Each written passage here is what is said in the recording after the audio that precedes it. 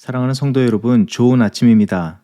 오늘도 하나님께서 베풀어 주시는 신실하신 평강과 은혜와 사랑이 여러분의 삶과 가정, 이루시는 모든 삶의 자리에 충만히 임하시기를 기도합니다. 오늘은 잠언 18장 9절에서부터 10절 말씀으로 새벽 기도회를 시작합니다. 자기의 일을 게을리하는 자는 패가하는 자의 형제니라. 여호와의 이름은 견고한 망대라. 의인은 그리로 달려가서 안전함을 얻느니라. 아멘. 오늘도 온 인류를 구원하여 주시고 온전케 하시기 위해서 쉬지 아니하시고 일하시는 주 하나님께 모든 영광과 감사를 올려드립니다. 오늘 주님 안에서 거룩하게 세움받고 살아가는 우리 모두 주 하나님의 뜻을 따라서 겸손과 충성의 삶을 이뤄가게 하여 주시옵소서.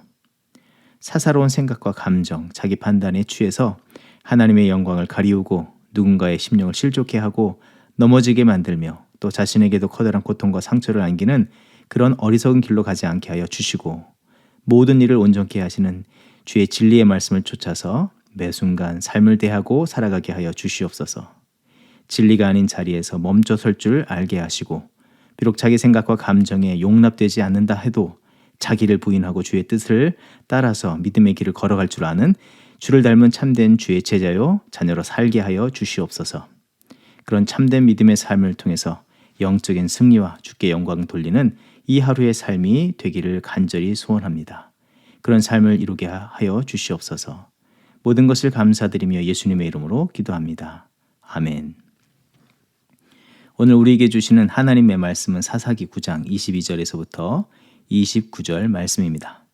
아비멜렉이 이스라엘을 다스린 지 3년에 하나님이 아비멜렉과 세겜 사람들 사이에 악한 영을 보내심에 세겜 사람들이 아비멜렉을 배반하였으니 이는 여롯바알의 아들 70명에게 저지른 포악한 일을 갚되 그들을 죽여 피 흘린 죄를 그들의 형제 아비멜렉과 아비멜렉의 손을 도와 그의 형제들을 죽이게 한 세겜 사람들에게로 돌아가게 하심이라.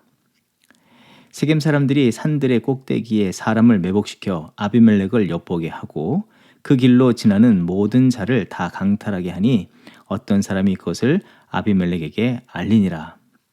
에벳의 아들 가알이 그의 형제와 더불어 세겜에 이르니 세겜 사람들이 그를 신뢰하니라.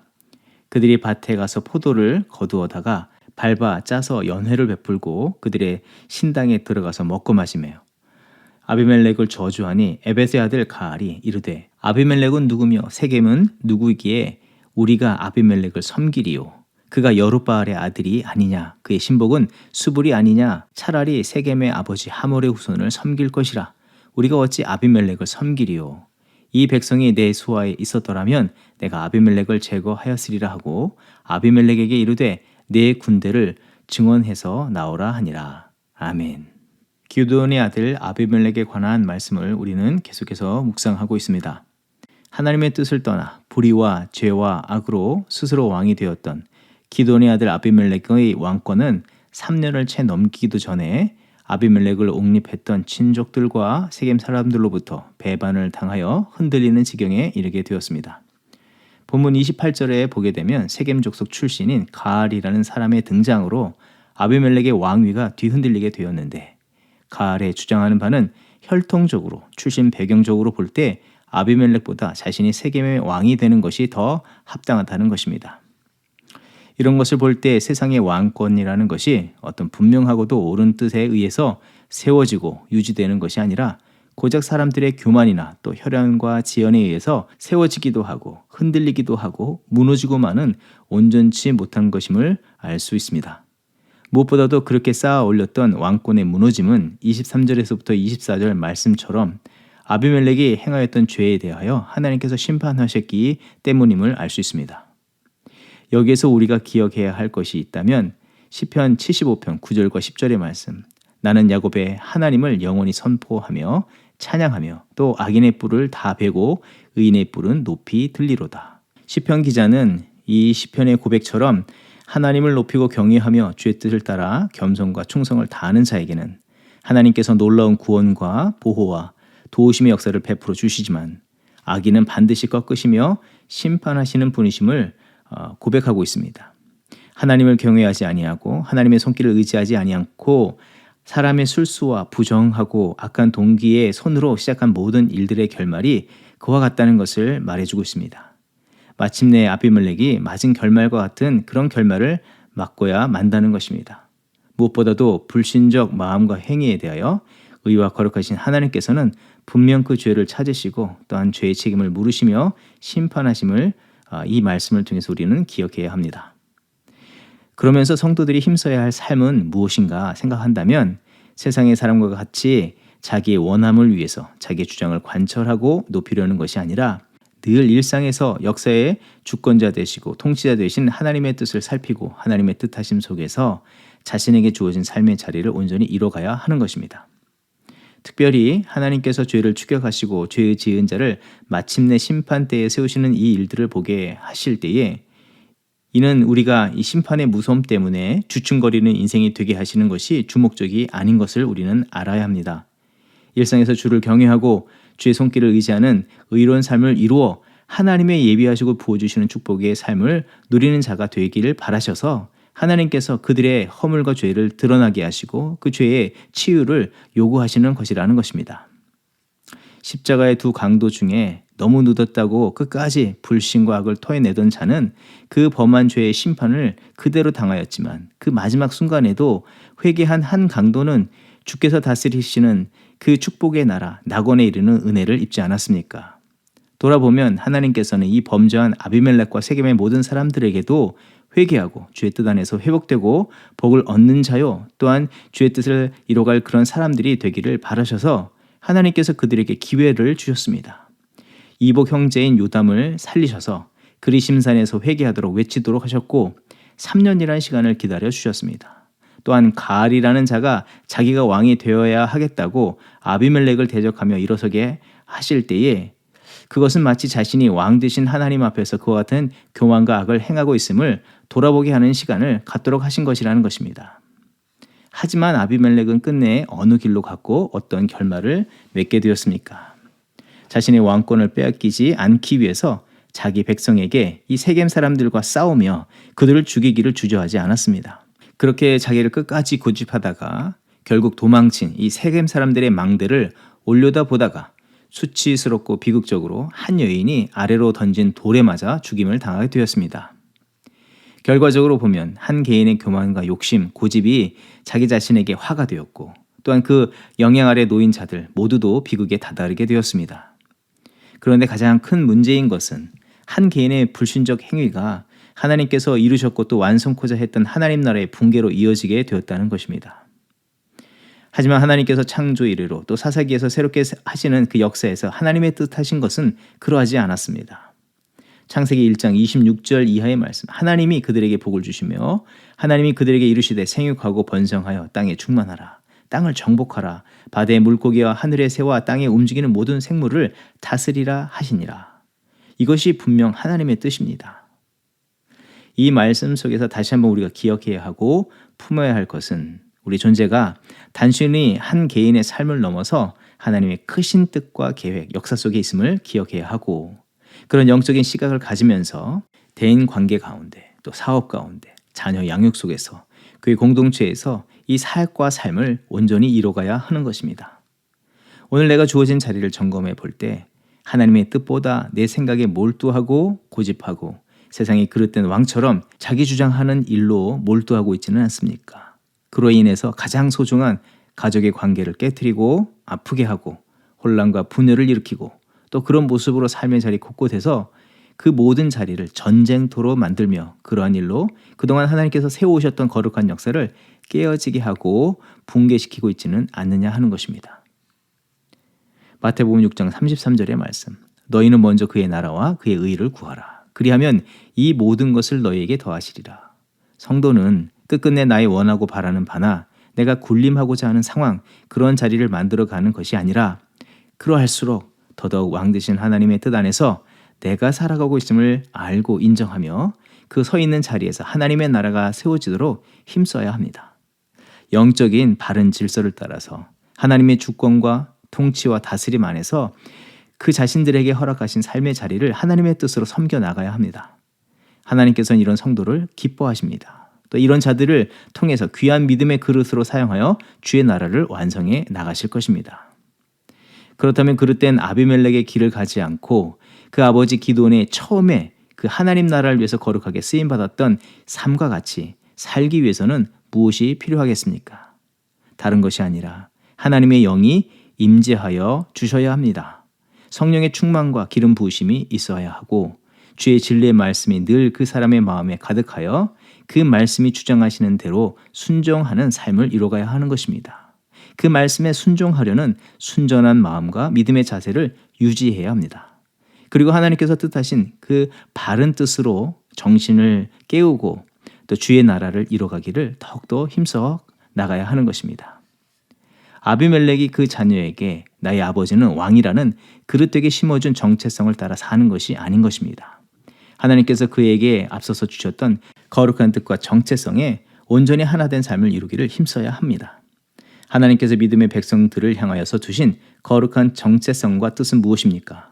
베드로전서 2장 9절의 말씀. 그러나 너희는 택하신 족속이요 왕 같은 제사장들이요 거룩한 나라요 그의 소유가 된 백성이니 이는 너희를 어두운 데서 불러내어 그의 기이한 빛에 들어가게 하신 이의 아름다운 덕을 선포하게 하려 하심이라.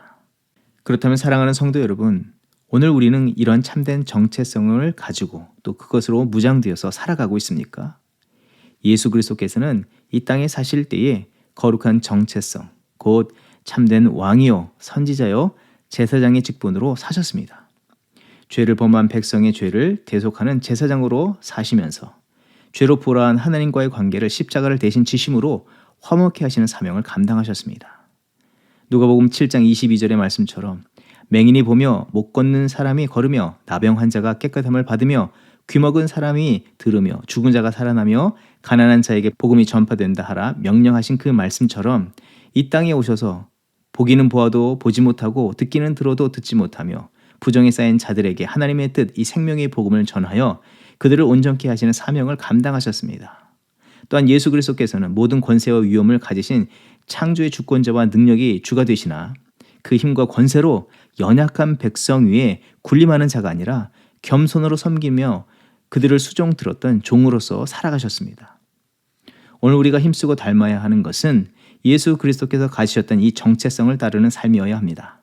가정에서 배우자에게, 자녀들에게, 직장에서 동료들과 직원들에게, 교회 공동체 안에서 그리스도의 참된 정체성이자 이 삼중직을 따라서 하나님의 나라를 이루고 연약한 주의 백성과 세상을 섬기며 주의 뜻을 성취해 나가는 그런 주의 신실한 성도와 자녀가 되어야 할 줄 믿습니다. 그런 삶을 이뤄서 하나님께 영광 돌리고 하나님의 일들을 이뤄가는 거룩한 성도와 교회 되길 주의 이름으로 축원드립니다. 기도하겠습니다. 우리를 온전케 다스려 주시는 참된 왕이신 하나님을 높여 찬양합니다. 우리의 입술에 이 고백과 같이 주 앞에 신실한 종과 백성으로 매 순간 겸손과 충성으로 주의 맡겨진 사명을 따라 살아가는 저희 모두가 되게 하여 주시옵소서. 왕이신 하나님의 통치하심이 매 분초마다 내게 임하고 내가 그 하나님의 다스림 안에 살아간다는 것을 기억하게 하시며 말과 행동을 주의하게 하시고 우리가 세상을 향하여 자기의 생각을 주장하고 관철시키며 그들 위해 군림하려 하기보다 예수께서 하나님의 뜻과 사랑으로 세상을 섬기신 것 같이 인자와 긍휼, 인내와 섬김으로 오직 하나님의 뜻을 그 모든 자리에 세워나가기 위해서 헌신하였던 것처럼 우리도 그런 삶을 이뤄가게 하여 주시옵소서. 우리의 가정, 자녀, 직장, 교회에 하나님의 온전한 통치와 다스림, 평안과 기쁨이 넘치는 역사들을 이뤄가게 하여 주시옵소서. 그 일들의 청지기로 또한 종으로 귀하게 쓰임받는 저희들이 되게 하여 주시길 간절히 소원하며 예수님의 이름으로 기도합니다. 아멘.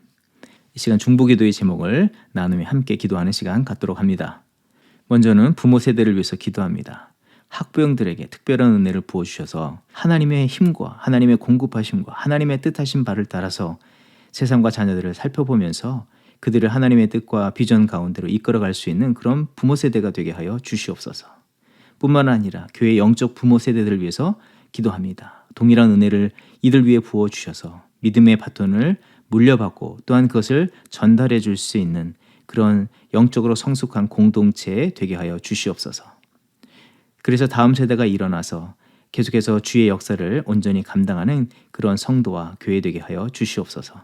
무엇보다도 하나님의 권능의 손길에 지난날의 허물과 연약함을 회복시켜 주시기를 의탁드리고 주의 말씀에 근거하며 성령님의 내주 역사하심에 겸손으로 순종하며 믿음의 세대를 세워나가는 그런 부모 세대들이 되게 하여 주시옵소서. 또한 그런 다음 세대가 되게 하여 주시옵소서.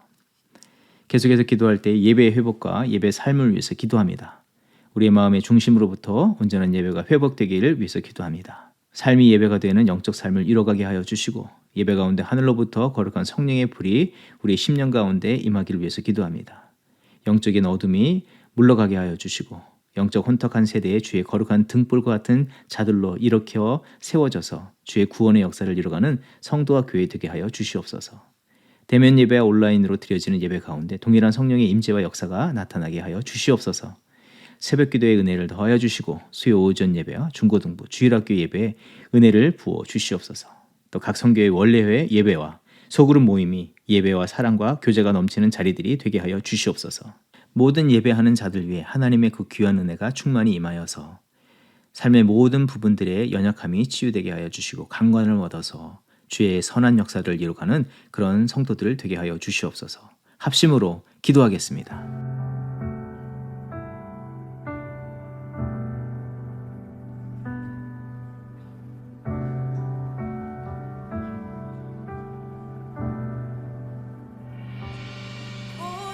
보여지는 예배 아닌 마음으로 드리는 예배 노래하는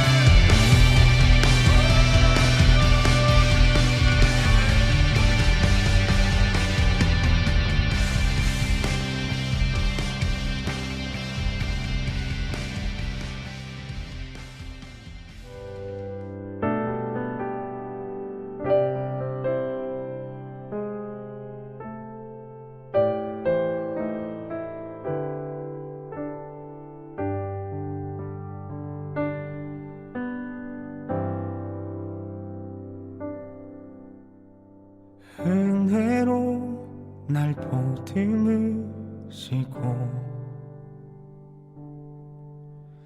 사랑으로 품어주셔도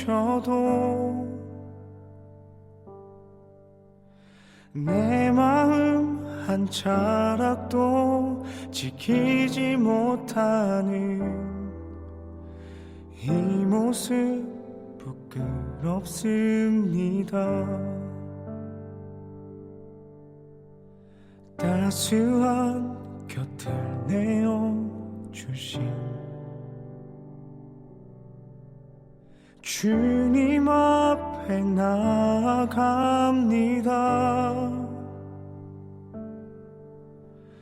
표현 못할 긍휼로 나를 붙드시니 주 이름만 바라봅니다.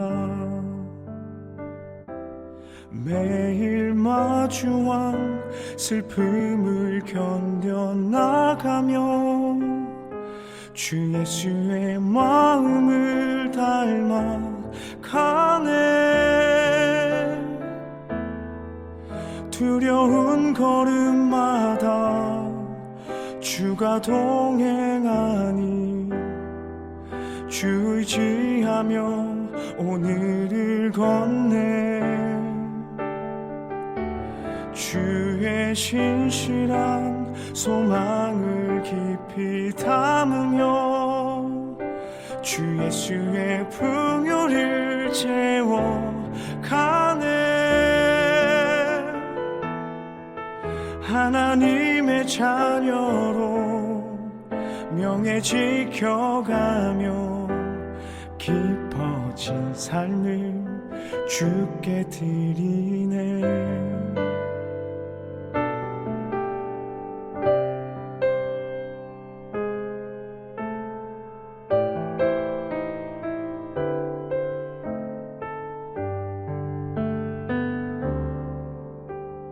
따스한 곁을 내어주신 주님 앞에 나아갑니다.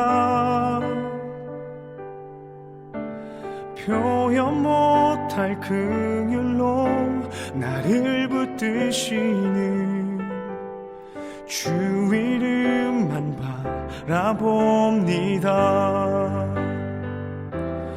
매일 마주한 슬픔을 견뎌나가며 주 예수의 마음을 닮아 가네.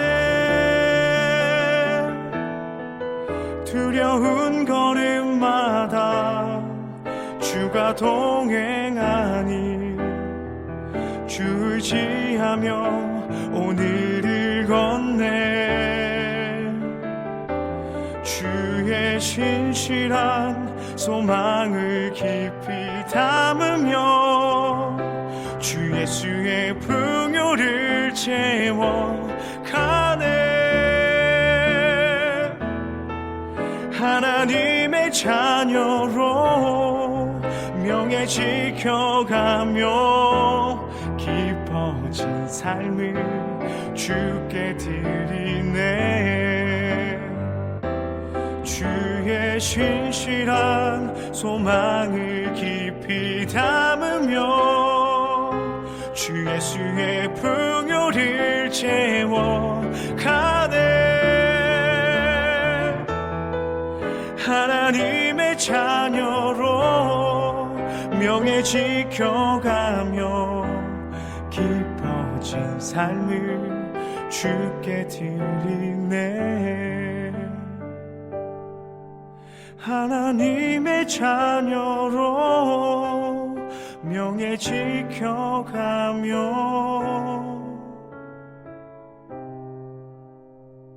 깊어진 삶을 주께 드리네.